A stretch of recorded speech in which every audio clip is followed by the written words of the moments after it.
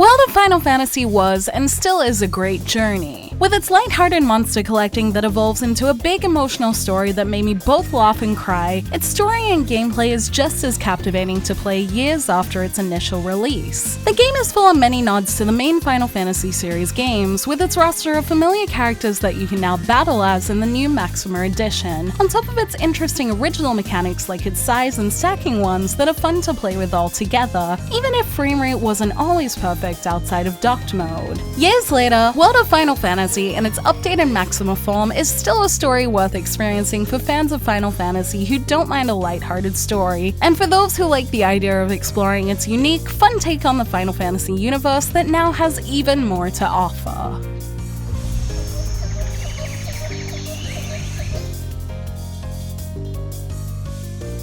The story of World of Final Fantasy revolves around its own protagonists, Rain and Lan, two twins who discover something is amiss when they awaken in the town of Ninewood Hills to discover an empty town and their memories blurry. They're greeted by the adorable Tama and mysterious Anna Crow, who explains that they used to command a legion of monsters called Mirages before an incident occurred that left them without their memories of using them and no knowledge of how they lost them. After being led to a gateway to another world called Grimoire, Anna Crow suggests that if they find Mirages, they're likely to remember everything. So they set off into the world inspired by many Final Fantasy games to collect Mirages and find out what happened. I adored this story the first time I played it on PS Vita thanks to the charm of its characters and humor mixed into so many aspects of its world while still balancing a deep and emotional story. These kinds of spin-off games featuring throwbacks to old characters always have the risk of being cheesy, but World of Final Fantasy gives each character a role that made everyone feel like they had a purpose outside of their humorous moments. World of Final Fantasy's nostalgic chibi world is still a joy to experience thanks to its mix of familiarity with its smart plot twists and original cast of characters that provide continuous witty banter, and despite having played it before, the story still had me emotional when it should, especially towards its great twist towards the end of the story. While there's a lot of great new content to find in Maxima, the original story is still worth experiencing if you're looking for a good balance of fun and serious in a story. And whether you're familiar with all the Final Fantasy characters featured or just some of them like I am, if you like the idea of discovering them through humor while searching the world for the twins' memories, there's a good story journey to be had between Mirage collecting in this game.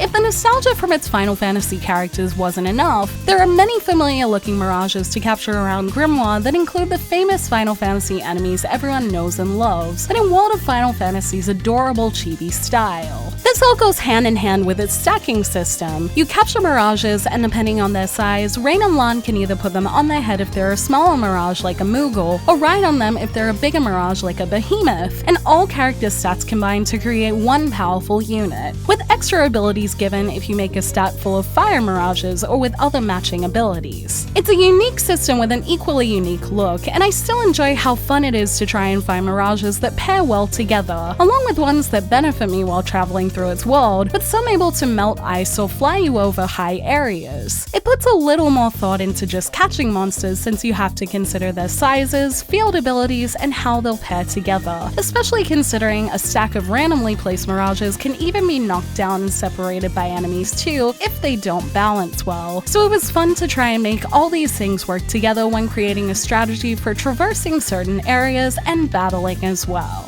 Additionally, each Mirage has their own skill tree and one of my favorite parts of monster development in World of Final Fantasy. As you unlock nodes in their skill trees, you can give your Mirages new skills, get bonuses for unlocking a certain percentage of nodes, and also unlock different transfigurations of some Mirages, including ones that are essentially evolutions into larger versions, such as a Choco Chick turning into a proper Chocobo. As a fan of skill trees, having one for each of the over 200 Mirages in Maxima made me feel like developing each one was its own experience, and I loved completing one Mirage board to find I could keep growing it into an alternative version until I mastered all of that Mirage's boards completely. These kind of party and character development aspects make World of Final Fantasy feel both like a monster collecting game, but also a deep character developing one too, and being able to develop them into a stronger form while also leveling them up means that you can get a lot of power out of most Mirages, and while some are definitely better than others, this system makes most Mirages viable enough in battle as long as you put the work into developing them.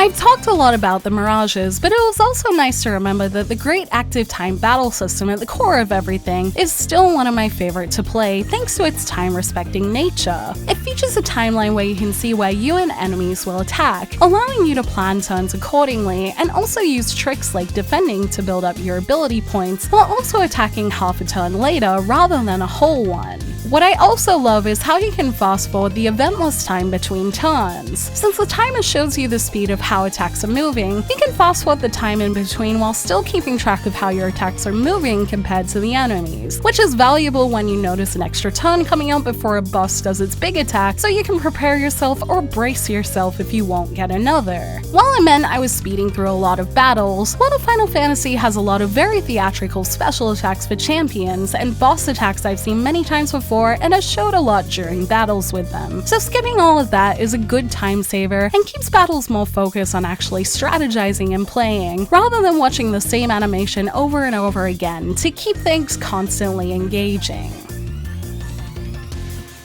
World of Final Fantasy in its Maxima edition is its first time on the Nintendo Switch, which I played it on, and also on Xbox One, and it's a little more than just a port of the original game, as it features new Mirages and systems, a new minigame, secret ending, and more. World of Final Fantasy has plenty of content itself, as replaying the full story with the original true ending took me about 30 hours and had a bunch of extra Mirage collecting and quest doing that could have easily brought that experience beyond 50 hours, and the Maxima content can make that even longer. The new content is mostly optional, sometimes hard to find, and available towards the end of the game, although a few systems such as the Avatar Change one is available earlier, which lets you change Chibi, Rain, and Lon into one of the Final Fantasy characters featured, and provides some great extra abilities to use in battle, and was a cool new element to play with as someone who has played the original. While I still have plenty more new Maxima things to find and try, I did enjoy certain new additions like the addictive Noctis fishing minigame and finding where the new Mirages are hiding. And even though I was happy to have an excuse to play this great game again in general, the extras added in Maxima have given me more than enough to go back in another time when I need another excuse to play.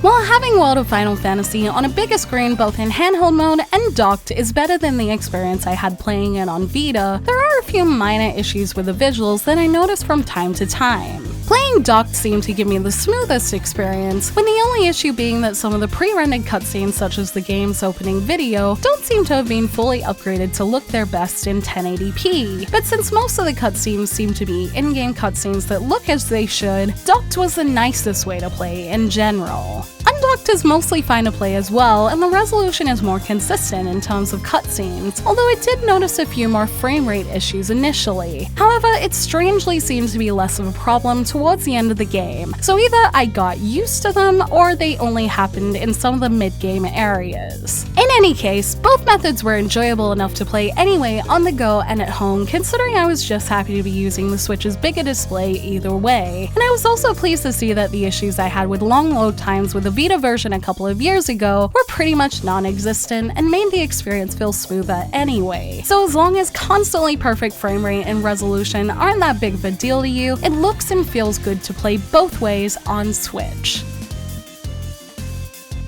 World of Final Fantasy is absolutely still worth playing thanks to its great story and take on the Final Fantasy series and its characters, and Maxima's additions make buying it an even better deal thanks to the sheer amount of content in it. There were so many things I enjoyed rediscovering in its world. Its great active time battle system still keeps battles quick and engaging, its amusing group of characters are still funny to watch, its skill trees and Mirage development systems are still deep and enjoyable to play with, all on top of new things I love like fishing with Noctis. Even years later, World of Final Fantasy is still one of my favorite games thanks to how well it presents everything in it, especially in this content-rich Maxima edition. And like other games Square Enix has rebooted recently, this game has reminded me how much I would love to see a sequel for it in the near future, thanks to how much fun I had playing with Mirages in its world.